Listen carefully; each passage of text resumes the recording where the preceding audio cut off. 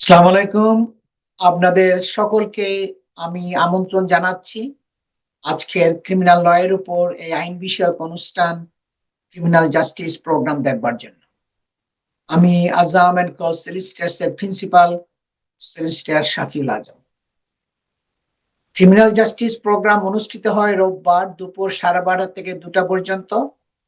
রোববার আমি live programme করি এবং তার পরের দিন কাল সোমবার সকাল 9:30 থেকে 11টা পর্যন্ত এই প্রোগ্রামটা আবার পুনঃপ্রচার করা হবে, অর্থাৎ রিপিট দেখানো হবে। সুতরাং রোববার দুপুর 12:30 থেকে 2টা পর্যন্ত এবং সোমবার সকাল 9:30 থেকে 11টা পর্যন্ত আপনারা ক্রিমিনাল ল এর উপর এই আইন বিষয়ক অনুষ্ঠান ক্রিমিনাল জাস্টিস প্রোগ্রাম দেখতে পারেন। আমি এখন অল্টারনেট উইকেন্ডে করি। এই উইকেন্ডে আপনারা আমাকে দেখছেন, এর পরের উইকেন্ডটা আমাদের গ্যাপ থাকবে, তারপরের উইকেন্ডে আমি আবার ফিরে আসবো লাইভ প্রোগ্রামে। আমি 2002 সালে আমি আজম এন্ড কো সলিসিটরস ফার্ম প্রতিষ্ঠিত করেছি। দীর্ঘ প্রায় 25 বছরেরও অধিক ধরে আমি শুধু ক্রিমিনাল ল এর উপরেই প্র্যাকটিস করে আসছি। আমার স্পেশালিজম, আমার এক্সপার্টিজ হচ্ছে ক্রিমিনাল ল এর উপরে। তাই এই প্রোগ্রামে আমি শুধু ক্রিমিনাল ল বিষয়েই আলোচনা করি। কনফিডেন্সিয়ালিটি ব্রিচ হওয়ার রিস্ক থাকে বলে, অর্থাৎ যেহেতু এগুলো পুলিশবাদী কেস, পুলিশ আপনাকে প্রসিকিউট করে, এক পক্ষে পুলিশ আর এক পক্ষে আমরা আমাদের ক্লায়েন্টদেরকে রিপ্রেজেন্ট করি। আমাদের অপোজিশন হচ্ছে পুলিশ, যার জন্য আমি লাইভ প্রোগ্রামের মধ্যে কোনো প্রশ্নাদি নিই না। এতে আপনার মামলার বিষয়াদি, গোপনাদি ফাঁস হয়ে যাওয়ার একটা প্রচুর রিস্ক থাকে, যার জন্য আমি লাইভ প্রোগ্রামের মধ্যে কোনো প্রশ্ন নিই না। কিন্তু সচরাচর আমি সবসময় বলি, প্রোগ্রামের পরে আমি অনেক সময় ফ্রি থাকি, আমি রেডি রাখি নিজেকে আপনার টেলিফোন কল নেওয়ার জন্য। আপনারা ফোন করতে পারেন আমার অফিসের নাম্বারে, আজম এন্ড কো সলিসিটরস এর অফিসের নাম্বারে। ওই নাম্বারে ফোন করলে ওইটা আমার ইমার্জেন্সি লাইনের সাথে কানেক্টেড থাকে। তখন আপনারা আপনাদের প্রশ্ন সমূহ যা আছে তা আমার সাথে আপনারা ইয়া করতে পারেন, প্রশ্ন করতে পারেন, এবং ওই প্রশ্নের উত্তর দেওয়ার জন্য আমি সবসময় প্রস্তুত থাকি এবং আপনার ঘন্টাখানেক পর্যন্ত আমি অ্যাভেলেবল থাকি। একজন স্পেশালিস্ট ক্রিমিনাল ডিফেন্স সলিসিটর হিসাবে ম্যাজিস্ট্রেটস কোর্ট এবং ক্রাউন কোর্টে এবং কোর্ট অফ অ্যাপিলে আমি ছোট বড় অনেক ধরনের কেস করে আসছি। আমার সে অনেক বড় বড় কেসগুলো এদেশের নিউজ মিডিয়াতে, বিবিসিতে এবং বড় বড় আপনার টিভি চ্যানেলের মধ্যে পাবলিশ হয়েছে, প্রকাশিত হয়েছে, এবং যার জন্য আমার কাছে প্রতিনিয়ত কমিউনিটির মেম্বারদের কাছ থেকে বিভিন্ন প্রশ্নাদি আমার কাছে আসে। আর সেই প্রশ্ন সমূহের উপর গুরুত্ব দিয়ে আমি ক্রিমিনাল ল এর উপরে এই আইন বিষয়ক অনুষ্ঠান ক্রিমিনাল জাস্টিস প্রোগ্রামের আলোচনার বিষয়গুলো ঠিক করি। আজকের বিষয়ের মধ্যে থাকবে একটা খুবই বহুল প্রচারিত কেস, যেটা এই দেশের টেলিভিশনে এবং বিভিন্ন নিউজ মিডিয়াতে পাবলিশ হয়েছে, প্রচুর পরিমাণে পাবলিশ হয়েছে, ব্রডকাস্ট হয়েছে বিবিসিতে। এই কেসটা একজন লোক তার এক্স পার্টনারকে পেট্রোল ঢেলে দিয়ে গায়ের মধ্যে আগুন জ্বালিয়ে তাকে আপনার পুরা গাটা জ্বালিয়ে দিয়েছিল, এবং সে অনেক বছর পরে তাকে এই ইনসিডেন্টের প্রায় অনেক বছর পরে সে মারা গেছে ওই জখমের জন্য। ওই কেসটা আপনারা শুনবেন। আপনারা দেখছেন জাজের ছবি আমার পাশেই, ওই জাজের যে সেন্টেন্সিং এর সময় যে বিভিন্ন রিমার্ক গুলো করেছে সেগুলো আপনারা জাজের মুখে শুনবেন। I am going to talk about the general principles of criminal law in this program. Every case has its own facts, merits, and demerits. If you are facing a criminal investigation or concerned about something that involves the police, always seek advice from a specialist criminal defense solicitor. সুতরাং police যদি আপনাকে arrest করে police স্টেশনে নিয়ে যায়, সেটা vote থেকে হোক, রাস্তা থেকে হোক, কাজের জায়গা থেকে হোক, যেখান থেকে হোক, সাথে সাথে দেরি না করে আপনার পছন্দের একজন স্পেশালিস্ট ক্রিমিনাল ডিফেন্স সলিসিটরের সাথে যোগাযোগ করবেন, এবং অ্যাডভাইস নেওয়ার পরে আপনি পুলিশের ইন্টারভিউটা আপনি ফেস করবেন। আমি সবসময় বলি, যদি আপনার পক্ষে সময় যদি না থাকে ইন্টারভিউর আগে অ্যাডভাইস নেওয়ার, তাইলে সাথে সাথে ইন্টারভিউ শেষ হওয়ার পরেই আপনাকে খুঁজে বের করতে হবে একজন স্পেশালিস্ট ক্রিমিনাল ডিফেন্স সলিসিটরকে এবং তার সাথে বসে আপনি মিটিং করবেন। কারণ অনেক সময় দেখা গেছে আমার কাছে আসছে অনেক ক্লায়েন্ট যে আজম সাহেব আপনার নাম তো আমরা আগে শুনি নাই, আমরা পরে পুলিশ স্টেশনের ইন্টারভিউর পরে আপনার খবর পেয়েছি, আমরা আপনার সাথে দেখা করতে চাই। সেটাও ঠিক আছে, পুলিশের ইন্টারভিউর পরেও আপনি এটা মিটিং করতে পারেন। তখন এটা আমরা পুলিশের ইন্টারভিউর মধ্যে কি বলছেন না বলছেন, পজিটিভ সাইড কি আছে, আপনার কেসের নেগেটিভ সাইড কি আছে, এগুলো সবগুলো আমরা মূল্যায়ন করতে পারবো, প্রস এন্ড কনস গুলো এভালুয়েট করতে পারবো। আপনার কেসটা যদি কোর্টে যায় তখন আপনার মানে পসিবিলিটিটা কিরকম আছে, এগুলো আমরা তখন ডিসকাস করতে পারবো। আমার বক্তব্যগুলো আমি বাংলায় এবং ইংরেজিতে মিশিয়ে বলবো যাতে সবাই বুঝতে সুবিধা হয়। আজকে যে কেসটা সেটা হলো কি আপনার খুবই লোমহর্ষকর কেস, এবং এই কেসের মধ্যে একজন লোক সে তার এক্স পার্টনারকে পেট্রোল ঢেলে দিয়ে গায়ের মধ্যে আগুন জ্বালিয়ে দিয়েছিল, এবং সে অনেক বছর পর সে মারা গেছে ওই জখমের জন্য।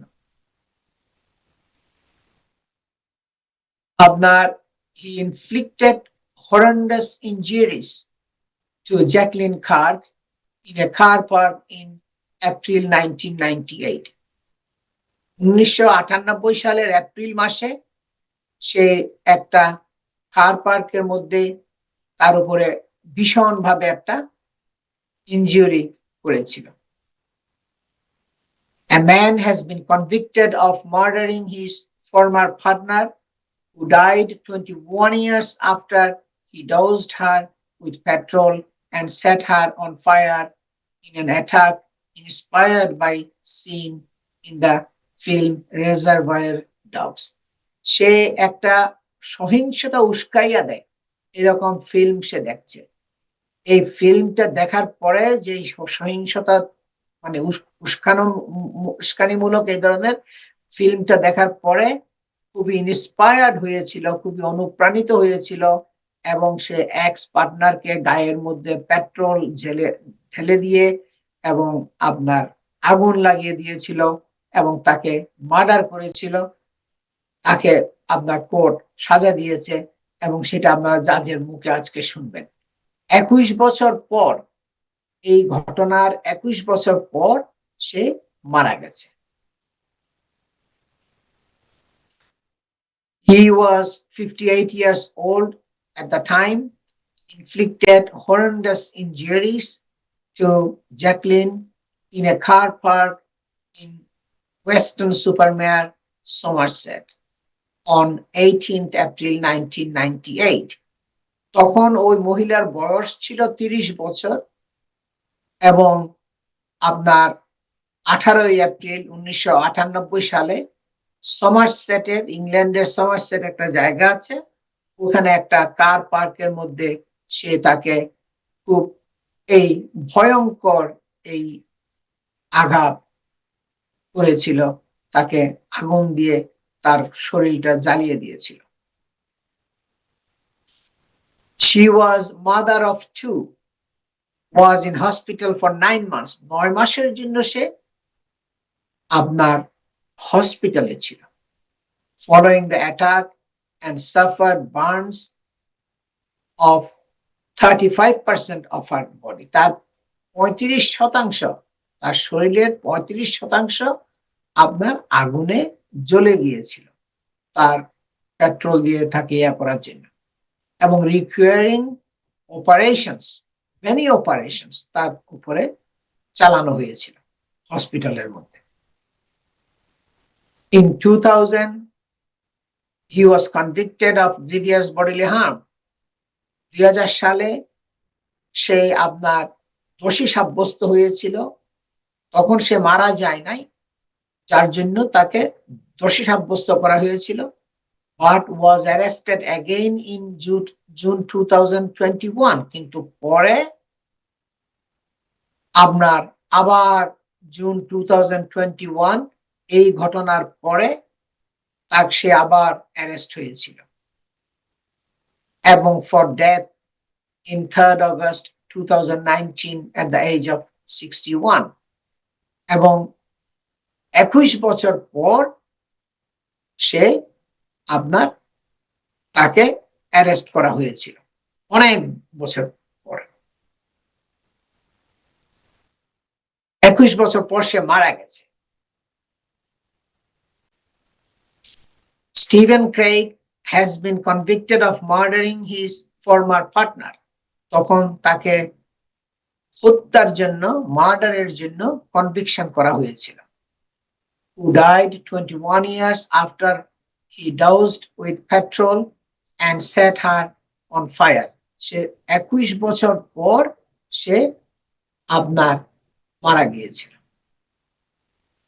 আমি কন্ট্রোল রুমকে রিকোয়েস্ট করব আপনারা ভিডিওটা কিছুটা অংশ এখন প্লে করেন please On 23rd August 2019, after you had attacked and set fire to her 21 years previously on the 18th of April 1998.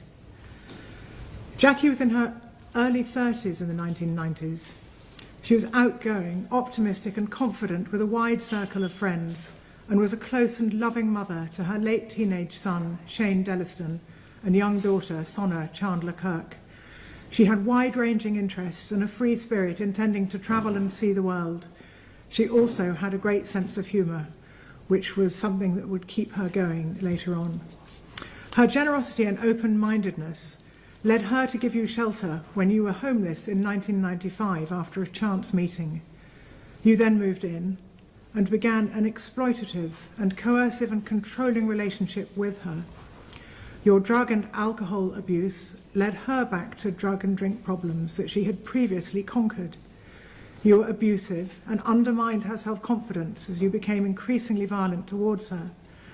She became withdrawn from family and friends, and eventually Sonna, now aged around 9 or 10, moved in with Shane because of the intimidating and volatile atmosphere you created in her home. Jackie became too frightened of you to make you leave her house, and she had nowhere else to go. On one occasion, you cracked her cheekbone. On another, she was in hospital with a fractured jaw. On more than one occasion, you threatened to burn her flat down. You frequently threatened to kill her. You repeatedly watched a scene from Reservoir Dogs when a young policeman is tortured in a chair before being set alight with petrol. Jackie described you watching the film with a permanent grin and that you liked seeing the torture. You enjoyed acting like the characters in the film.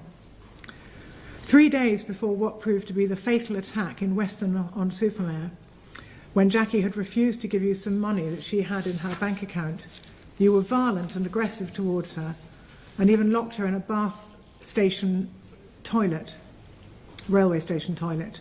It was some hours before she was freed by a cleaner. Against that background, Jackie was too vulnerable and scared to refuse when you told her you were using her car to take you both to Plymouth. She agreed so as not to upset you and for fear of another beating. You planned to do really serious harm to Jackie on that trip, nursing some imagined grievance about a former boyfriend of hers. On the journey, you told Jackie that you had arranged for her to be killed by a gangster named Charlie from York, and you boasted that Jackie's name was top of his hit list and it was too late to stop it. You taunted her in the car with the assassin's progress down south. It was not clear if the trip out of Bath was to avoid or to facilitate an encounter with a Charlie, but either way it was said to further disempower and frighten Jackie. And she was very scared because she knew of your capacity for violence, even if she didn't believe the story about Charlie. As you drove away from Bath, you stopped at a petrol station and filled up an empty Coke bottle with petrol. There was no need, the tank had enough petrol. It alarmed Jackie as she had never known you do this before, and she knew of your interest in fires. It reminded her of a previous occasion when you went into her bedroom when she was asleep, and you doused her and the bed with petrol from a metal can. It went over her face and upper body, and you said to her, "I'd just have to chuck a match and you'd go up." The journey diverted to Weston-super-Mare, and you became increasingly agitated and violent and repeatedly and forcefully struck Jackie while you were driving. Your mood was then calmer to begin with in Weston, and you both spent time on the beach and driving around and slept in the car overnight. You were drinking heavily. Later that day, your mood turned hostile.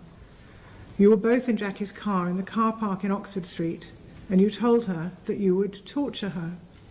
You were swearing and verbally abusing her, and you forced her to do and say what you wanted, to exert total control over her. You then punched her in the face, drawing blood. You ordered her to pass you the Coke bottle full of petrol. You made her bend her head over, down over her knees, and poured the petrol from the Coke bottle over her head and neck, and then you got out of the car. Jackie, who was truly frightened now, had petrol all over her head, in her eyes, and on her hands where she had tried to protect her face. She also got out of the car as she thought it would be safer. You offered her a cigarette, taunting her that it might be her last. And when she refused, you said, "Smoke it or I'll chuck it at you. Let's see how calm you are now." You lit your lighter, and Jackie saw the lighter flame going across her face as she was ignited. You shouted at her to stay away from you, with the lighter still in your hand. Jackie recalled everything slowing down in her head at that point. She could feel her arms on fire and the pain from the burning, and recalled shouting or trying to shout, "Help me." But beyond telling her to roll over, you did not help her, and you did not call for help. She rolled over on the ground, which at first seemed to put out the fire, but it then reignited, and you told her to roll again. A passerby alerted a police patrol car, and an ambulance was called. They found Jackie, no longer in flames now, but still conscious and in agony, with extensive burns. Her teeth and nose were black, and all the hair on her head, eyebrows, and eyelashes had been burnt off. Those pictures were too distressing to show to the jury in our recent trial, but in any event, they weren't directly relevant. The skin on her face and hands had been burnt off, showing the pink flesh below.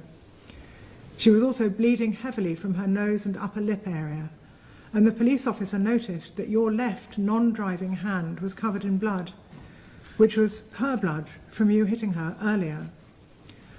When you were asked about what had happened by the first officer to arrive at the scene, you falsely told him that you had dragged Jackie out of the car after she had caught fire and that you had put the flames out. You denied that Jackie had any relatives, which meant that there was a delay in Shane and Sonna being told about their mother, which was gratuitously callous. In your 5 police interviews, you continued to lie about what you had done. At one point, you appeared even to be blaming Jackie, falsely saying that she had spilt petrol on herself when she filled the tank from the Coke bottle, and it was she who then lit a cigarette. Jackie's injuries, as we have heard, were life-threatening and life-changing. When she first arrived at Weston-super-Mare A&E department, it was not clear that she would survive. She was transferred to the intensive care unit at Frenchay Hospital here in Bristol, where she remained for 3.5 weeks, requiring intensive support to keep her alive. She had external significant burns to 35% of her body, including face, neck, chest, hands, torso, upper thighs. দর্শক, আপনারা শুনছেন জাজের speech, যে একের পর এক উনি বলে যাচ্ছিলেন কিভাবে তাকে আঘাত করা হয়েছিল, কিভাবে তার গায়ে পেট্রোল ঢেলে দিয়ে তার পুরো শরীরটা জ্বালাইয়া দিয়েছিল। সেখানে আপনার প্রসিকিউটর যে রিচার্ড স্মিথ কিংস কাউন্সিল, সে জুরিকে বলছে কি, the severe burns inflicted on the car on her, including to her face, neck, chest, thighs and bottom. যা বলছে সেটা তার পুরো শরীরটা আপনার জ্বালিয়ে দিয়েছিল, played a significant part in her death, এবং তার সারা বডিটার মধ্যে যে এইভাবে আগুন জ্বালিয়ে দিয়েছিল, এটা একটা সিগনিফিক্যান্ট রোল প্লে করেছে তার মৃত্যুর জন্য। Therefore, we say that good sense and the law says that these defendants should be accountable for the full consequences of what he did. Mr. Smith said, যে প্রসিকিউটর, যে পুলিশের যে lawyer, সে বলছে কি, যেহেতু তার আঘাতের কারণেই সে মারা গেছে, সেহেতু আইন যেটা বলে সেটা হচ্ছে কি, ডিফেন্ডেন্ট শুড বি অ্যাকাউন্টেবল, এই ব্যক্তি অ্যাকাউন্টেবল হইতে হবে for the full consequences of what he did, সে যা যা করছে এগুলোর জন্য, এইগুলোর পরিণতি যা হয়েছে, যার মৃত্যু ঘটেছে, তার জন্য তাকে পরিণতি ভোগ করতে হবে, এটা প্রসিকিউটর বলেছে। এবং the prosecution says that these defendant can be described as having murdered the victim, সুতরাং যেহেতু তার ওই সমস্ত সিরিয়াস আঘাতের কারণে পরবর্তীতে সে মারা গেছে বেশ কয়েক বছর পরে, আমরা বলতে পারি যে সেই তার মার্ডারের জন্য দায়ী, সে ভিকটিম অফ দা সে ভিকটিমকে মার্ডার করেছে, এটা আমরা বলতে পারি। এই কথাটা তার যে পুলিশের যে লয়ার, মানে ভিকটিমের পক্ষে যারা কথা বলে, তার সে এটা বলছিল। দুই ধরনের লয়ার আছে, একটা হইলো কি ভিকটিমের পক্ষে যারা বলে, আর একটা হইলো ডিফেন্ডেন্টের পক্ষে যারা বলে, তারা হইলো ডিফেন্স লয়ার, আমরা হইলাম defence lawyer, defence barrister, solicitor, আমরা হইলাম ডিফেন্ডেন্টের জন্য। সো এগুলো আপনার অনেক বহুল প্রচারিত কেস, অনেক পত্র পত্রিকা, নিউজে এবং টেলিভিশনে সব জায়গায় এটা প্রকাশিত হয়েছে। এবং ডিউরিং এ 3-week ট্রায়াল, 3 সপ্তাহের জন্য এটা ট্রায়াল হয়েছিল। Medical expert told the jury how Craig's actions 21 years ago made a more than minimal contribution to her death, কিভাবে তার এই আঘাত করার কারণে সে মারা গেছে সেটা আপনার মেডিকেল এক্সপার্টরা সাক্ষী দিয়েছে কোর্টের কাছে, তারা বলছে তার কারণে সে মারা গেছে। দর্শক, আমি শর্ট একটা ব্রেকে যাচ্ছি, ব্রেকের পরে আমি আবার ফিরে আসছি, সবাই আমার সাথেই থাকুন। আমরা কেসের বাকি অংশটুকু আপনারা শুনবেন, জাজ আরো বাকি অংশটুকু আপনার স্পিচটা আপনারা শুনতে পাবেন সেকেন্ড সেগমেন্টে এবং লাস্ট সেগমেন্টে।